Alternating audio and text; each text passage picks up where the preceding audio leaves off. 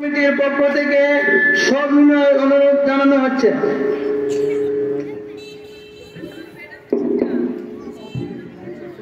আসসালামু আলাইকুম ওয়া রাহমাতুল্লাহি ওয়া বারাকাতুহু। আলহামদুলিল্লাহি ওয়া কাফা ওয়া সালামুন আলা ইবাদিল্লাযীনা ইসতাফা, আম্মা বা'দ। আউযু বিল্লাহি মিনাশ শাইতানির রাজীম। বিসমিল্লাহির রহমানির রহিম। يا أيها الذين آمنوا اذكروا الله ذكرا كثيرا وسبحوه بكرة وأصيلا. قال رسول الله صلى الله عليه وسلم: أفضل الذكر لا إله إلا الله.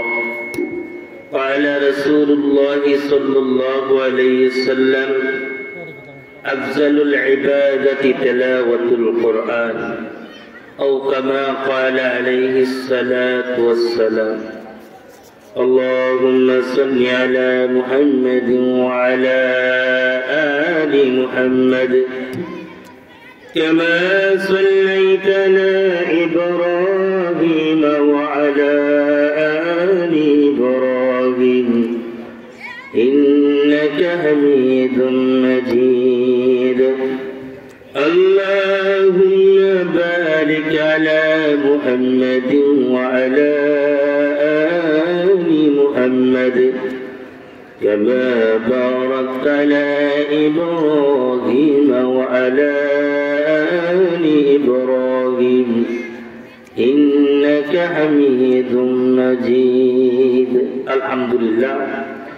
7 দিনব্যাপী তাফসীর কোরআন মাহফিলের সম্মানিত সভাপতি সাহেব, মুআজ্জাজ মুকাররম উলামায়ে কেরাম, দিন দুরুদি মুসলমান ভাইরা, পর্দার আড়ালের মা ও বোনেরা, সর্বপ্রথম রব্বে কারিমের দরবারে লক্ষ কোটি শুকর যে আল্লাহ পাক আমাদেরকে এই তাফসীর মাঠে আসা বসার তৌফিক দান করেছে, সেই জন্য সবাই জোরে সুরে বলে আলহামদুলিল্লাহ। ভাইরা, আমার সময় খুব অল্প। আমি আপনাদের সামনে এই কোরআন থেকে প্রসিদ্ধ একটি আয়াত তেলাওয়াত করছি, ঠিক না বেঠে, এবং দুটি হাদিস তেলাওয়াত করেছি। এই কোরআন আয়াত এবং হাদিসকে সামনে রেখে অল্প সময়ের মধ্যে আমার বয়ান শেষ হয়ে যাবে। আল্লাহ তাআলা আমার কোরআন তেলাওয়াতে আয়াতে বলতেছেন, আল্লাহ তাআলা ঈমানদারকে ডাক দিয়ে বলতেছেন, ইয়া আইয়ুহাল্লাযীনা আমানু যকুরুল্লাহ, হে ঈমানদারগণ, তোমরা আমার জিকির করো। সকাল সন্ধ্যা আমার তাসবিহগুলি তোমরা কি করো? আদায় করো। জিকির কাকে বলা হয়? জিকির বলা হয় আল্লাহকে স্মরণ করা। হার হালাতে আল্লাহকে কি করা? স্মরণ করা। স্মরণ কিভাবে করব? নামাজের মধ্যে আল্লাহকে স্মরণ করা হয়, কোরআন তেলাওয়াতের মাধ্যমে আল্লাহকে স্মরণ করা হয় রে ভাই। এই মাহফিল আসার মাধ্যমে আল্লাহকে স্মরণ করা হইতেছে, ঠিক না বেটি? আল্লাহর স্মরণ অন্তরের মাঝে সবসময় থাকা যাও। আমি তোমার সামনে কি নেদার হব? কোন বান্দা যখন প্যান্ডেল নিচে বসিয়া আমার আল্লাহকে আল্লাহ বলে ডাকে দে, আল্লাহ তাদের তাকে ডাকে আরো শাজিমে গিয়া লাগে। আর শাজিম রার চোর করতে থাকে। আমার আল্লাহ তারা ডেকে বলি, কেন রে তুই নড়চড় করছ, কারণ কি? আর সেদিন ডেকে বলে, আল্লাহ এই তাফসীর মাঠে বসিয়া তোমার বান্দা আল্লাহ বলে ডাকে দিয়েছে। আল্লাহ ডাকের সে আছে বিয়ার মাঝে লাগেছে। আমার আল্লাহ তারা ডেকে বলে, শাজিম নেই, থেমে যা, থেমে যা। আর শাজিম ডেকে বলি, আল্লাহ আমি বলে তোমার ওই বান্দার জীবনে যৌবনে যত গুনাহ করেছে আল্লাহ তুমি যদি মাফ না করো আমি থামবো না। আমার আল্লাহ তাআলা কেবল আরশে আজিম রে তুমি জাত সাকিদাত ওই মনপুর মাঠে তাফসীর মাঠে বসিয়া আমার বান্দাকে ডাক দিয়েছে, আমার জিকির করেছে, যারে আমার ওই বান্দার জীবনের সমস্ত গুনাহগুলি মাফ করে দিলাম। আল্লাহর স্মরণটাকে বলা হয়। একটি হাদিস চলন হয়ে গেছে, মদিনার এক সুন্দরী নারী যুবতী নিয়ে নবীর কাছে একটি চিঠি পাঠালেন। আল্লাহ নবী গো, আমি খুব ষোড়শী, খুব সুন্দরী, আমার বিবাহ দরকার, আমার জন্য একটা স্বামী দেখেন। তো নবীজি বললেন তোমার সামনে কেমন হইতে হবে? তো যুবতী মেয়ে বললেন যে তার মধ্যে 3টা গুণ থাকতে হবে। 3টা গুণ কি? 3টা গুণ হলো যার সঙ্গে আমার বিবাহ হবে তার মধ্যে 3টা গুণ হলো, প্রথম গুণ হলো সে 7.5 বছর লাগাতার তাহাজ্জুদ নামাজ পড়তে হবে। দ্বিতীয়টা হলো সারা বছর লাগাতার সে রোজা রাখতে হবে। 3 নম্বরটা হলো সে প্রতিদিন 1 খতম কোরআন শরীফ তেলাওয়াত করতে হবে। কেমন 3টা শর্ত লাগাছে। যার উপাধি হলো হুরে মদিনা, এত সুন্দরী মেয়ে। তো নবীজি যুবকদেরকে ডেকে বলে, হে যুবকরা, তোমাদের মধ্যে কি আছো যে খুব সুন্দরী, যার উপাধি হলো হুরে মদিনা, তাকে বিবাহ করবা? তোমাদের মধ্যে কে বিবাহ করো নাই? তোমরা বিবাহ করতে পারবা, আসো। তো অনেক ছেলেরা আসলেন, অনেক বড় বড় লোকের ছেলেরা আসলেন। ইয়া রাসূলুল্লাহ, আল্লাহ নবী গো, আমি বিবাহ, আমার বাবার অনেক টাকা পয়সা, আমার বাবা হলো একজন শিল্পপতি, এমন ভাবে অনেক কিছু বলতেছে।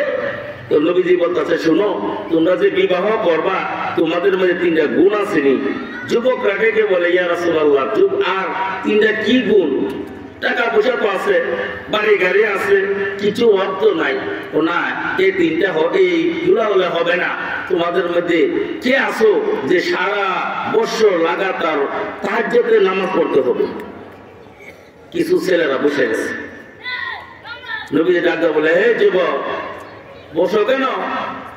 আর কিছু ছেলেরা বলতেছে, ইয়া রাসূলুল্লাহ, দ্বিতীয়টা হলো যে সারা বছর লাগাতার রোজা রাখতে হবে। সব ছেলের কাছে কয়েকটা ছেলে দাঁড়া নিচ্ছে। নবীজি বলতেছে, কিরে তো যাবে কেন? ও না, এমন মেয়েকে বিবাহ কইরা লাগাতার ইবাদত করে পারতাম না। তা একটা যুবক কোনার মাঝে দাঁড়া রয়েছে, যুবককে ডাক দেওয়া বলতেছে, নবীজি, এই যুবক, সবাই চলে গেল, তুই দাঁড়া রইলি। যুবক সন্তান ডেকে বলে, ইয়া রাসূলুল্লাহ, আমার মাঝে 3টা গুণ আছে। কন্যা সুবহানাল্লাহ। নবীজি বললেন, তোর সঙ্গে তাহলে বিবাহ করায় দেওয়া হোক। ওই নবীজি ওই যুবক সন্তানকে ডেকে না এই হুরে মদিনা মেয়েকে বিবাহ করায় দিলেন। ওই যুবক ছেলে সুন্দরী মেয়েকে নিয়ে মাগরিব এশারের নামাজের সময় বাড়ি দিয়ে বসে। যুবক সন্তান ডেকে বলে, বিবি, তুমি এশারের নামাজটা করে আদায় করে নাও, আমি আল্লাহর ঘর মসজিদে চলে যাই, এশারের নামাজটা পড়ে আসবো। বিবি ডেকে বলে, স্বামী হে, এশারের নামাজ পড়বে, তালিম শুনে আসবেন, তালিম শুনিয়ে আমাকে শোনাবে। এশারের নামাজ স্বামী জামাতে পড়ে তালিম শুনে আসলেন। বিবি ডেকে বলে, স্বামী হে, আজকে তাকে কি বলছে? স্বামী রেখে বলে, বিবি, আজকে তালিমে বলেছে, যে বান্দা যে বান্দি ওই সূরা তাসবিহ আদায় করবে, সুবহানাল্লাহ বলেন, সুবহানাল্লাহ, আলহামদুলিল্লাহ, আল্লাহু আকবার, লা ইলাহা ইল্লাল্লাহ, আস্তাগফিরুল্লাহ, সাল্লাল্লাহু আলাইহি ওয়াসাল্লাম। এই সূরা তাসবিহ যেই বান্দা যে বান্দি সকাল সন্ধ্যা আদায় করবে, আমার আল্লাহ তাআলা তার জিম্মাদার হয়ে যাবে। বিবি বলে, স্বামী, তাহলে আমি এই আমলটা করবো। মেয়েরা কোনো আমল করার জন্য প্রস্তুত, ঠিক না? তো কথা ছিল এই স্বামী এশারের নামাজ পড়ে তালিম শুনে খাওয়া দাওয়া করে খুব না একটা ঘুমাইতেছে।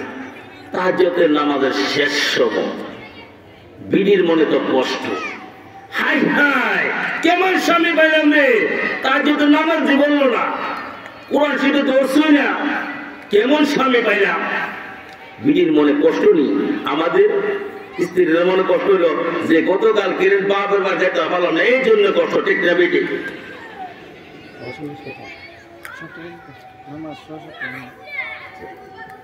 তো বিড়ির মনে কষ্ট, বিড়ি করতেছে, আয় রে কেমন স্বামী পাইলাম রে। বিড়ি করতেছে, স্বামী তো কথা ছিল রোজা রাখার জন্য, সিগরেট খাইল না। মসজিদ থেকে যখন মুয়াজ্জিনে আযান দিলেন, হাইয়া আলাস সালাত হাইয়া আলাল ফালাহ আসসালাতু খায়রুম মিনান নাওম, ওই শব্দ শোনার সঙ্গে সঙ্গে স্বামী লাফ দিয়ে দাঁড়ায় গেলেন। স্বামী রেখে বলে, বিবি তুমি কি ঘুমাও না? বিড়ি বুঝাচ্ছে ঘুমাইটা কথা ছিল তাহাজ্জুদের নামাজ কথা, নামাজ পড়লেন না? স্বামী রেখে বলে, বিবি তুমি ফজরের নামাজের জন্য উজু করে নাও, উজু করে ফজরের নামাজ আদায় করো, আমি আল্লাহর ঘর মসজিদ চলে যাও। স্বামী মসজিদে চলে গেলেন, ফজরে নামাজ পড়ে এসে নামাজ পড়ে বাড়িতে আসলেন। আসিয়া স্বামী ডেকে বলি, বিবি আমাকে নাস্তা দাও। বিবি বলে, এখন নাস্তা? কথা ছিল রোজা রাখা, রোজা রাখলেন না কেন? বিবির মনে কষ্ট, আহা কেমন স্বামী পাইলাম রে। ওই যুবতী মেয়ে নবী পাকের দরবারে চিঠিয়ে দেখলেন, আল্লাহ নবী গো কেমন একজন স্বামী দিলেন, যে স্বামী রাতের বেলা নামাজ পড়লেন না, দিনে রোজা রাখলেন না, কোরআন শরীফ তো বলছেও না, কেমন স্বামী দিয়েছেন গো। নবী পাক ডেকে বলি, হে যুবক, আমার কোন সাহাবী তো আমার সঙ্গে গাদ্দারি করতে পারে না, রে সাহাবী তুই আমার সঙ্গে এমন বললে কি? যুবক সন্তান ডেকে বলি, আল্লাহ নবী গো আমার বিচার করবেন, ঠিক আছে আমার বিবিকে নিয়ে আসি। তো হ্যাঁ তোমার বিবিকে নিয়ে আসো। বিবিকে নিয়ে নবী পাকের দরবার হাজির হয়ে গেলে নবী ডেকে বলে, হে সাহাবী তোর মধ্যে বলে তিনটা গুণ থাকার কথা, তোর মাঝে একটা গুণও পাইল না। যুবক সুন্দর ডেকে বলে, আল্লাহ নবী গো আপনি বলেছিলেন একটি রোজা রাখিলে 10টি রোজার সওয়াব আল্লাহ তাআলা দান করে। নবীজি আপনি বলেছেন এশারের নামাজ এবং ফজরের নামাজ যে বান্দা ফজরের নামাজ এশারের নামাজ জামাতে আদায় করবে, আমার আল্লাহ তাআলা তার সারা রাতে ইবাদতের সওয়াব আল্লাহ তাআলা দান করে। এশার নামাজ জামাতে পড়লে অর্ধেক রাতের সওয়াব, আর ফজর নামাজ জামাতে পড়লে বাকি অর্ধেক রাতের সওয়াব আল্লাহ তাআলা দান করে। আপনি বলেছিলেন? হ্যাঁ আমি তো বলেছিলাম। নবীজি আপনি জিজ্ঞাসা করুন আমার বিবিকে, আমি ফজর নামাজটা আর এশার নামাজটা জামাতে পড়ছি। নবীজি বলেন, কি গো তোমার স্বামী কি এশার নামাজ আর ফজর নামাজটা তোমাকে পড়তে? জিউ তো এশার নামাজটা পড়ে তালিম করছে আর এশার ফজর নামাজটা আমাকে পড়বার জন্য আমাকে ডাক্তার তুলে দিয়ে গেছে, ফজর নামাজটা পড়ছে। তো আমি তো বলছিলাম ফজর এবং এশার নামাজটা যে বান্দা পড়বে জমাতে আল্লাহ তাআলা তার সারা রাতের ইবাদত সওয়াব দান করবে। বিড়ি একটা না বুঝছি, আরো দুটা বুঝছি। দুইটা কি? দ্বিতীয়টা কি? রোজা রাখার কথা ছিল। আল্লাহ নবী আপনি বলেছিলেন একটা রোজা রাখলে 10টি রোজার সওয়াব পাওয়া যায়। আমি মাঘে রমজান মাসে 30টা রোজা রাখিছি, 30টা রোজা আমি 300 দিনের সওয়াব পেয়েছি। বিবি বলে 300 দিনে তো আর 1 বছর হবে না, 365 দিনে 1 বছর, আর 65 দিন কই যাইব? বিবি বলে, স্বামী বলে, তো আমার কথা তো শেষ হয় নাই। তখন যুবক সন্তান ডেকে বলে, আল্লাহর নবী, আমি মাহে রমজানের পরে শাওয়াল মাসে আমি 40 রোজা রেখেছি, এই 1460টা রোজা সব পাইছি। তো এখন 360 আর বাকি রয়েছে কদিন? 5 দিন। 1 বছর কদিনে হয়? 365 দিনে। বিবি বলে, আরো যে 5 দিন আছে। স্বামীরা কি বলে, ইয়া রাসূলুল্লাহ, আপনি বলেছেন বছরের 5 দিন রোজা রাখা আল্লাহ তাআলা হারাম করে দিয়েছে। ঈদুল আযহা, ঈদুল ফিতর ওই 2 দিন, আর কোরবানির পরে ঈদুল আযহা পরে 3 দিন রোজা রাখা আল্লাহ তাআলা হারাম করেছে। এই জন্য আমি 5 দিন রোজা রাখি না। বিবি বলে, মা আমার স্বামী তো অনেক চালু, কেমন স্বামী পাইছি রে, তো এর ভিতরে অনেক কিছু। বিবি বলতেছে, আরেকটা আছে। ও কিটা? আরেকটা যে কথা ছিল, 30 পারা কোরআন ছিল খতম দেওয়ার কথা ছিল, কোরআন শরীফ পড়ছিল না। যুবক সন্তান ডেকে বলে, ইয়া রাসূলুল্লাহ, আপনি বলেছেন সূরা ইখলাস কুল হুয়াল্লাহু সূরাটা যেই বান্দা যেই বান্দি 3 বার পাঠ করবে, আমার আল্লাহ তাআলা তাকে 30 বার সওয়াব আল্লাহ তাআলা দান করবে। ইয়া রাসূলুল্লাহ, আমি সকালে 3 বার পড়ি, বিকালে 3 বার পড়ি। জিজ্ঞাসা করেন আমার বিবিকে। নবীজি ডাকে বলে, কি গো তোমার স্বামী কি সকালে পড়ে? ও জি হুজুর, সূরা ইখলাস 3 বার না, কয়েক 20 বার পড়ে। হ্যাঁ, আমি তো বলেছিলাম 3 বার সূরা ইখলাস যে কুল হুয়াল্লাহু সূরাটা 3 বার পড়বে, আল্লাহ তাআলা 30 বার সওয়াবের তাকে দান করবে। এখন যুবক কিছু রয়েছে, যে যুবকরা এখনো পর্যন্ত এমন ভাবে নেক আমল করে, মা বাবার খেদমত করে, ঠিকঠাক বেঁচে আসেনি? আছে।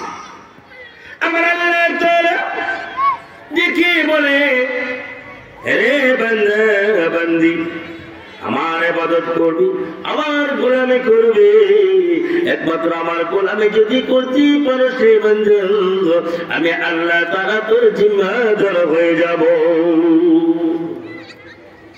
হযরত ইউনূস আলাইহিস সালাম মাছের পেটে থেকে আল্লাহ তাআলার জিকির করলেন, লা ইলাহা ইল্লা আনতা সুবহানাকা ইন্নী কুনতু মিনাজ জালিমিন। মাছকে ডেকে বলে, হে মাছ, আমার ইউনূস মাছের পেটে থেকে আমাকে বলেন না, আমার জিকির করেছে, আমাকে স্মরণ করেছে। আরে মাছ, তুই আমার ইউনূসকে হজম করিস না, যাও যাও আমার ইউনূসকে নদীর তীরে রেখে দে। এমন ভাবে হযরত ইউসুফ আলাইহিস সালাম ঈমান বাঁচাবার জন্য দৌড় দিলেন। বড় ইতিহাস, অল্প কথার ভিতরে শেষ করতেছে। দরজার দিকে গেটের দিকে রওনা করলেন। আমার আল্লাহ তাআলাকে বলে, আরে ফেরেশতারা যাও, 7টি গেট খুলে দে। আমার ইউসুফ ঈমান বাঁচাবার জন্য দূর দিয়েছে, গেটগুলিতে খুলে দে। ইউসুফ আলাইহিস সালাম বের হয়ে গেলেন। স্মরণ করছে কাকে? আল্লাহকে।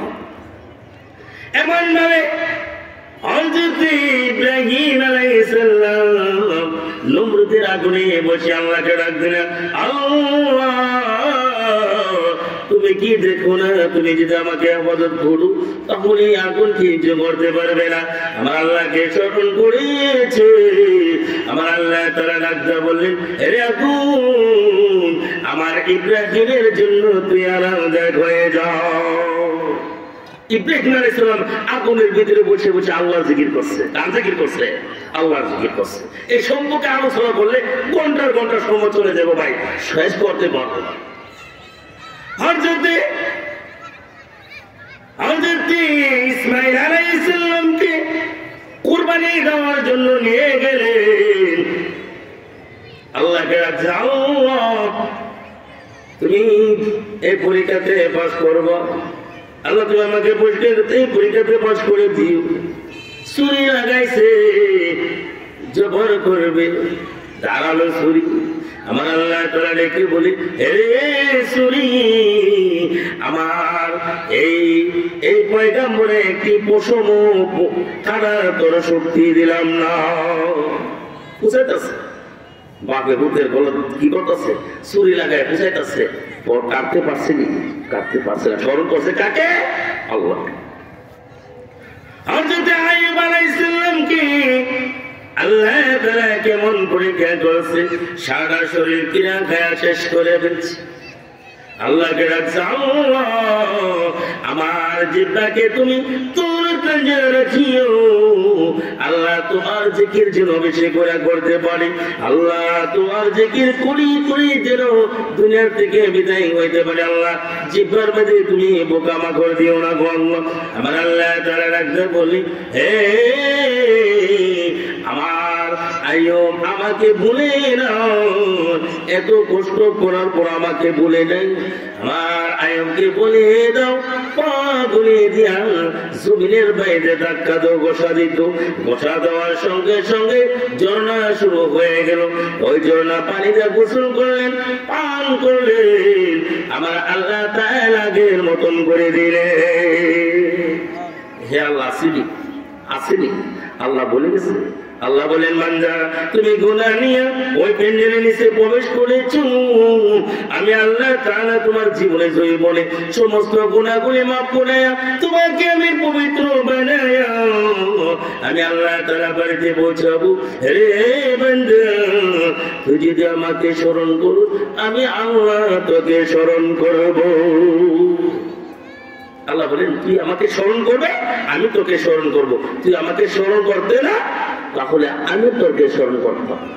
একটা ব্যক্তি, যে ব্যক্তি আল্লাহর জিকির করবে সে হলো জীবিত, আর যে আল্লাহকে স্মরণ করবে না, জিকির করবে না, নবীজির হাদিস, আল্লাহ নবী বলেন, সে যে জিকির করবে সে হলো জীবিত, আর যে জিকির করবে না, আল্লাহর জিকির করবে না, সে হলো মৃত। مثل الذي يذكر ربه والذي لا يذكر مثل الحي والميت। দেখেন ভাই, আতঙ্ক করে গেছে। আলহামদুলিল্লাহ, এই অল্প সময়ের ভিতরে যাইছে কিছু চিটাপাটা কথা আলোচনা করেছি। এই আলোচনার উপর আমরা সকল আমল করতে পারি। আর আল্লাহ তাআলা যদি সুযোগ মিলে যে কোনো সময়, তাহলে আপনাদের সঙ্গে সাক্ষাৎ করব, বাকি কথাগুলো ইনশাআল্লাহ আলোচনা করব। ওয়া আখিরি দাওয়ানা আলহামদুলিল্লাহি রাব্বিল আলামিন।